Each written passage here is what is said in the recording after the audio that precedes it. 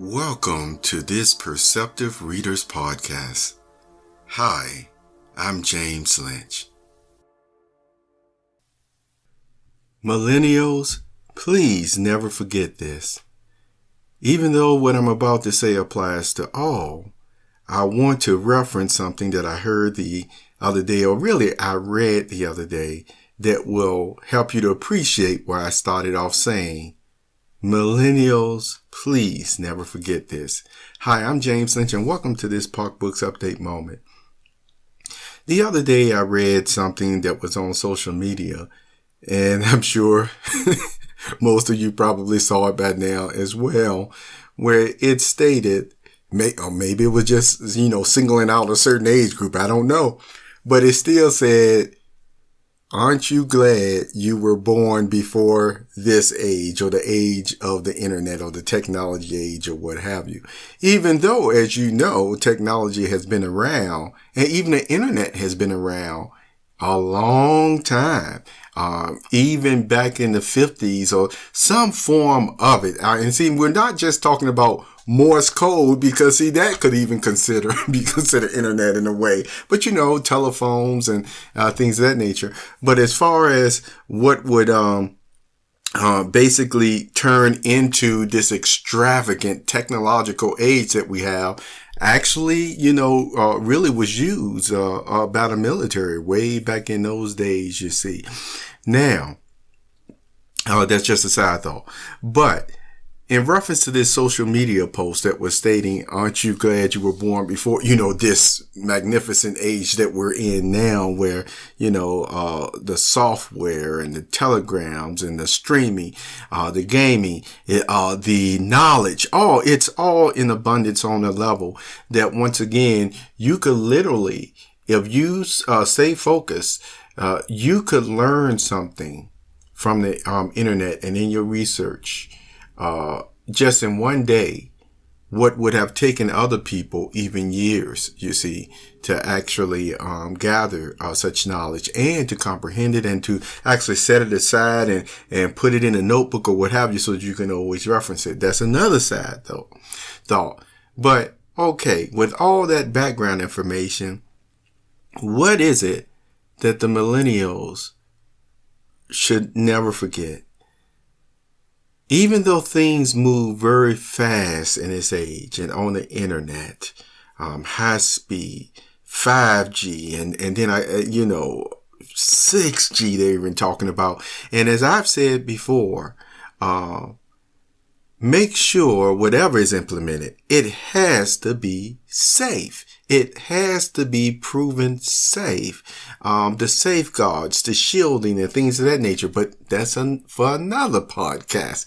But again, you can see when we talk about speeds and how fast we can gather knowledge and upload and download and things of that nature, sometimes people may forget that there is still such a thing as time and patience. And everything wasn't meant to go at 100 millionth of a second, you see, or even 1 second, or even 1 hour, you see. There are some things that were meant to take time. Now, with that thought, I want to share something with you even further to show you how important it is to never forget that everything doesn't happen instantly. And it comes from a good book passage. I referenced this passage before in Ecclesiastes chapter 3. So look at this as a Sunday thought, because it is a Sunday. But I want to share something with you from Ecclesiastes chapter 3. I'm going to end up reading about 8 verses straight. Then I'm going to skip a couple of verses and conclude with my thought from these last 2 verses, something just for you to think about. In Ecclesiastes chapter 3 verse 1, it states that there is a time for everything and a season for every activity under the heavens, a time to be born and a time to die, a time to plant and a time to uproot, a time to kill and a time to heal, a time to tear down and a time to build, a time to weep and a time to laugh, a time to mourn and a time to dance, a time to scatter stones and a time to gather them, a time to embrace and a time to refrain from embracing, a time to search and a time to give up, a time to keep and a time to throw away, a time to tear and a time to mend, a time to be silent and a time to speak. And verse 8, a time to love and a time to hate, a time for war and a time for peace. Now let's skip to verse 11 and verse 12. It states, He has made everything beautiful in its time. He has also set eternity in the human heart. Yet no one can fathom what God has done from beginning to end. And notice this nice scripture. It says, I know that there is nothing better for people than to be happy and to do good while they live. Isn't that wonderful? To do good, nothing better for people, and to be happy and to do good while they live. You see, when it was saying that it's a time to, it was in the song, many years ago, these passages, some of them. And here it is. It's not saying that just because it says it's a time to be born, the time to die. Now, those things, happen. But then it started talking about weeping, laughing, to kill, to live. You see, the time to embrace. In other words, it's not saying that every single one of these things you have to set aside time and say, this is what we're going to do because this is fate, F-A-T-E, that we have to do this. No, what it's saying is during the course of your lifetime, you will experience all of these things and you will need what in order to solve them, deal with them, you see, work out something, that a system way of doing things. All of these things would what? They would take time. And see, and who is the example of that? The greatest example of all. It mentions God. See, remember, God can fix every single thing in the snap of his fingers, can he not? Even faster than what the internet can move. But he doesn't. Why? Because he has given us time to experience these things. Also, time as we go through these different things in our life to really learn to appreciate just how good he is, just how magnificent he is, just how patient he is to help us to even get the point. Here's another side note, because you've heard me say this, and I've said enough for you to already be able to figure out why I said it, but I know some of you still don't get it. And one day I may just come straight out and say it in another way, but that's not today. But the point is, I've always said that you really don't have to have good and evil to appreciate the good immensely. You don't have to have evil. But I know, once again, some people disagree with this. Well, still, take this verse to heart that I already read, where remember in verse 11, it says, He has made everything beautiful in his time. Talking about God. And he said, He has also set eternity in the human heart. Talking about us. See, he put eternity or living forever in our heart. Why? Because he didn't mean for us, when he made us, to ever die in the first place. And so that we could live forever with him. So that's why he even put the desire in us, even the capabilities to enjoy life forever and continue to learn forever. And so notice what he said, yet no one can fathom what God has done from beginning to end. This is another verse that helps us to appreciate, we'll never be bored. You see, we'll never know everything and figure everything out about this magnificent God. So that's all I say sometimes. We just focus on the love.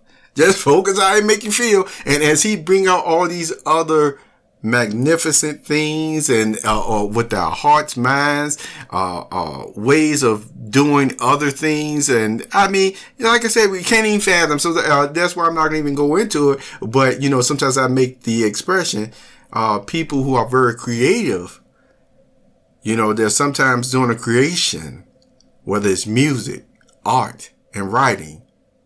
If you don't feel like somehow the very Spirit of God touches you in such a way where it's like, woo, I just got a glimpse of it. See, but again, that's for another podcast. So let me read one more verse though, where it says, and I've already mentioned it, that from what God is saying, that each of them, us, may eat and drink and find satisfaction in all their toil.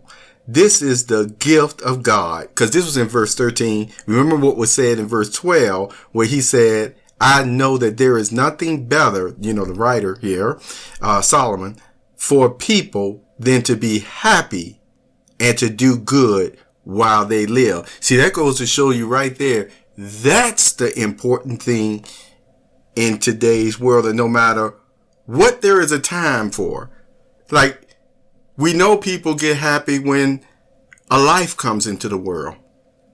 But then what happens when someone dies? Then all the people who know that person, who are around them or what have you, what? They try to comfort and console the person. They don't even try to rush the person through the grieving process. Why? Because it takes time. Same thing about when you're enjoying happiness and stuff in life. You might set aside a nice little shindig over here or what have you. You know what? You're savoring every moment. Heard a person talk just the other day, something that he loves to do, in the spring and summertime. And boy, the way that he just described what he does out in his backyard from the on the grill and something strong in the lemonade, things of that nature. Oh my goodness, if that didn't sound wonderful. See, savoring those times and things of that nature. So this is just letting you know again that everything wasn't meant to be always just instant, there's a time for everything. And on top of that, we want to always be aware that it was one other verse I wanted to point out in closing. And that time every thank you for waiting for that. And I just wanted to state that it did say in verse 17, though, be aware of this, of Ecclesiastes chapter 3. It says, I said to myself, God will bring into judgment both the righteous and the wicked, for there will be a time for every activity, a time to judge every deed. So what is this still saying to you?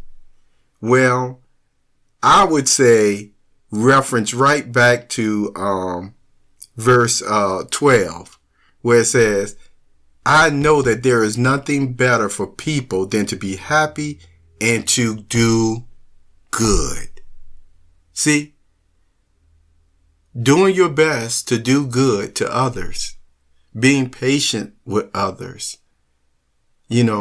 mourning with others at times, a friend, a family, or what have you. Do you really think it would be terrifying to hear in verse 17 where it says, God will bring into judgment both the righteous and the wicked, for there will be a time for every activity, a time to judge every deed? No. You won't be terrified. And on top of that, even with the mistakes that may have, been made, with not appreciating how there is a time for everything and to give people the needed time to deal with this or that or enjoy this or that, there is still that ransom sacrifice that is talked about in the Greek scriptures or the New Testament, or the four Gospels that help persons to appreciate further. So I just wanted to share this with you. And I know I referenced the millennials, even though it applies to all, Some things you have to do quickly. And then there are some things that, no, you just have to allow for that time for whatever you're going through, someone you know is going through, without even, trying to curtail it. And I use the example of even people who are grieving or hurt in some way or what have you. That's why I always say again, just do the best you can and try to encourage and do good where you can. You see, that is always the best way to handle things, you see, to resolve it. But anyway, thank you for sharing this Sunday thought with me in this Park Books Update moment. And remember, keep doing the best you can. Remember again to you can live forever. You know how I like to say it's not it's not made up or anything. It's just a fact. And I don't know how many ways I can keep saying it. It's just a fact. It's not a doubt in my mind. But the whole thing is the people who will be living forever, I guarantee you, every single one of those persons will appreciate there's a time for everything. And that it's nothing better than to be happy and to do good to others. Thank you for being here on this Pop Books Update moment. You have a wonderful, wonderful day.